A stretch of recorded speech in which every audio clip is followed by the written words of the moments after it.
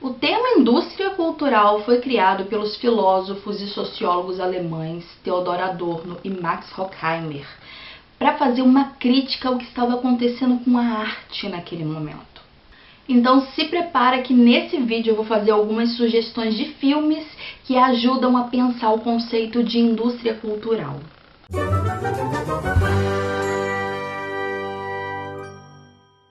Oi meu bem, tudo bem?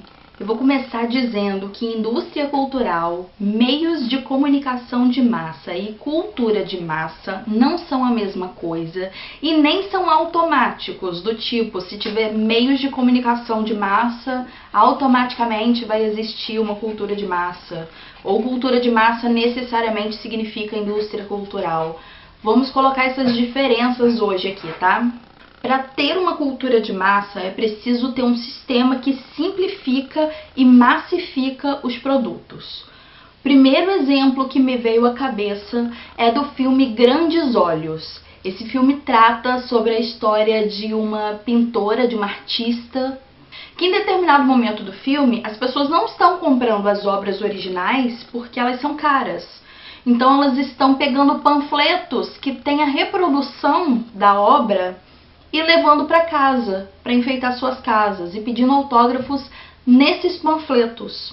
Vou tentar não dar spoiler demais aqui, é só o exemplo, mas surge a ideia de alguém no filme de reproduzir essas obras de maneira massificada, ou seja, uma produção em massa, em grande quantidade, nesses panfletinhos, e ao invés de tentar vender uma obra por 3 mil, que é uma coisa muito mais difícil, você vende várias a $30.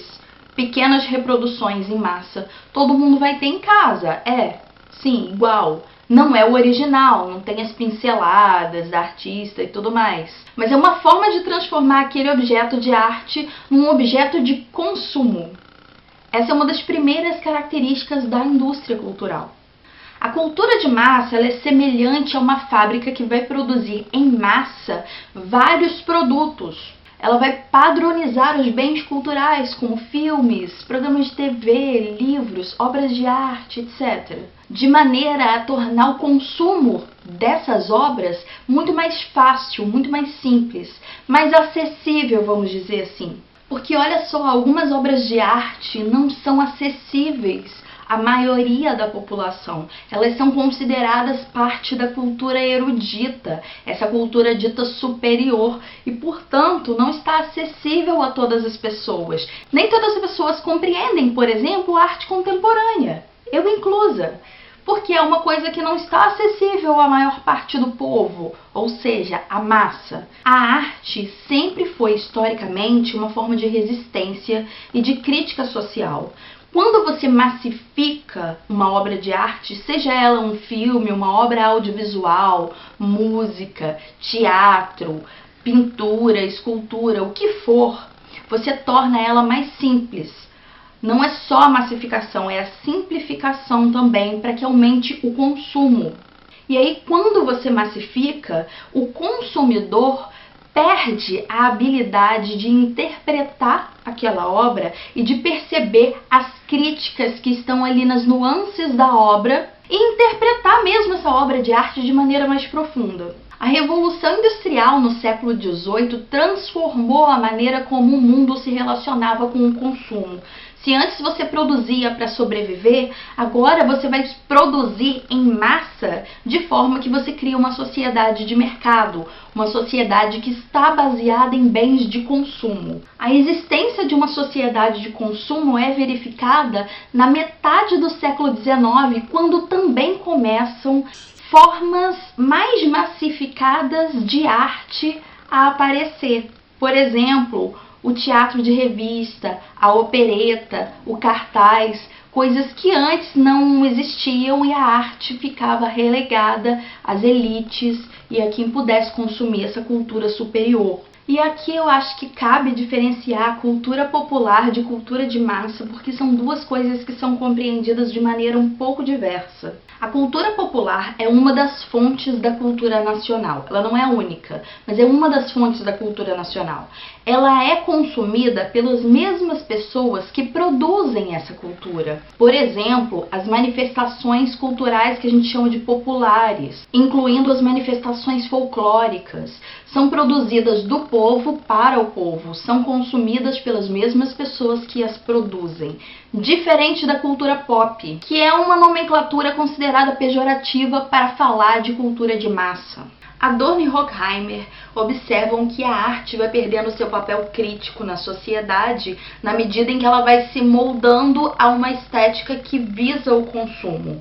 O filme As Sombras de Goya retrata como o pintor Francisco Goya retratava os nobres, e a corte espanhola na sua época, de maneira a ressaltar suas verdadeiras identidades e os defeitos dos modelos.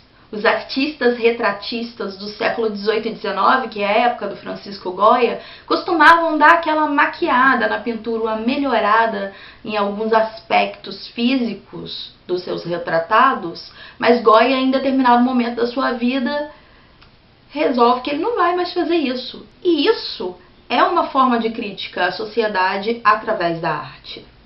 Alguns pesquisadores defendem que a cultura de massa complementa e vitaliza os processos das culturas tradicionais, por exemplo, com as contribuições que a TV trouxe para o cinema ou que a pop art trouxe para a pintura.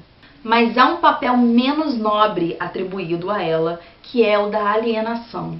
A cultura de massa é considerada alienante. Ela aliena pela sua ênfase no divertimento.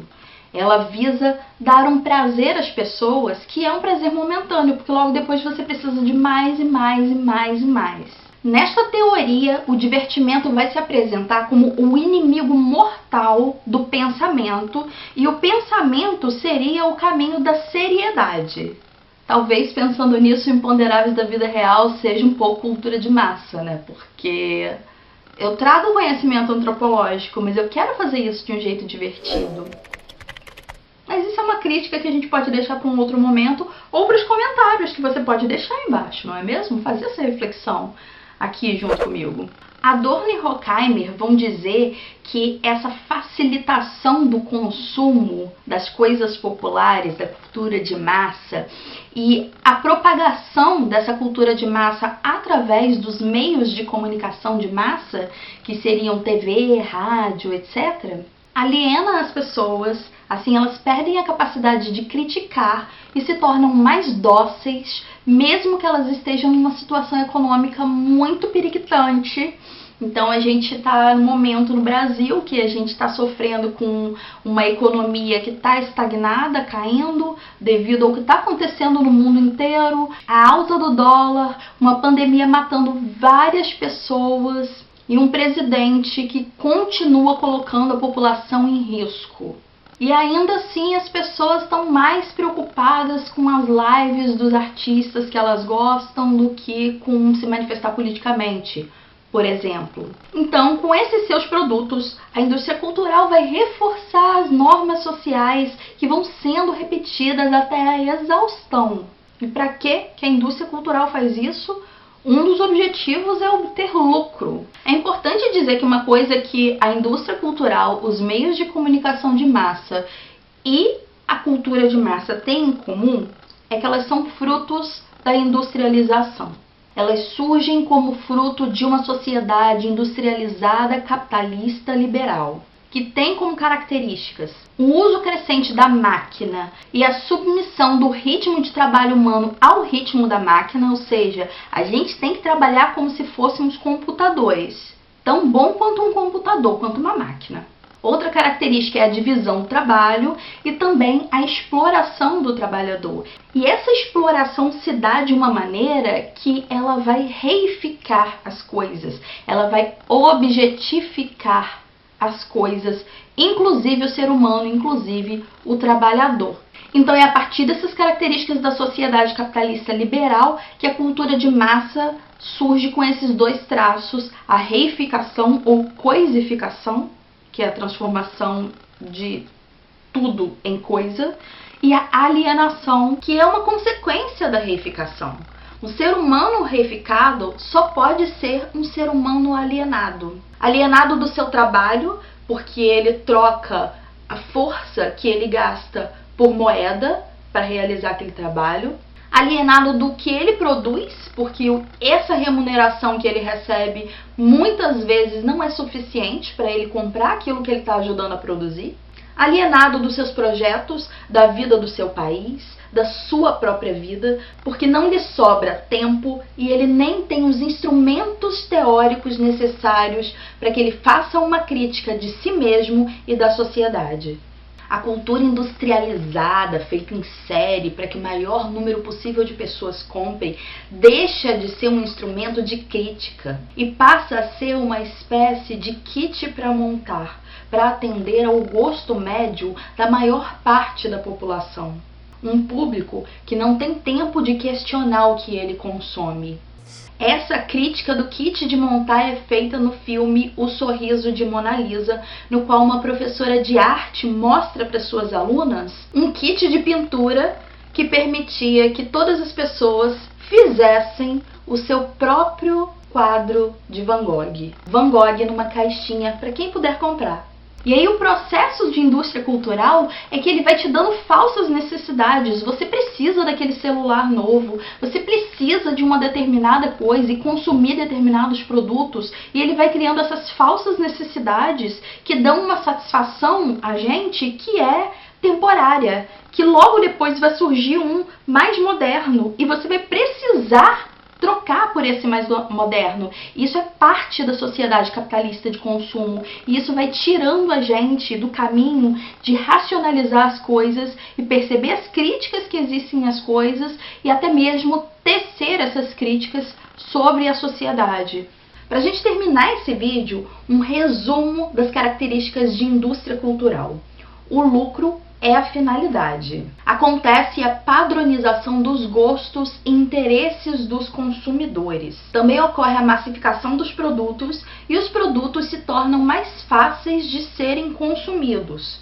São simplificados. Existe uma homogeneização dos produtos, é por isso que músicas, filmes, peças de teatro, novelas, séries são tão semelhantes e fazem tanto sucesso. Curte esse vídeo se você aprendeu algo novo aqui, se inscreve no canal para assistir mais vídeos não alienantes. Um beijo e obrigada por assistir e até a próxima. Tchau!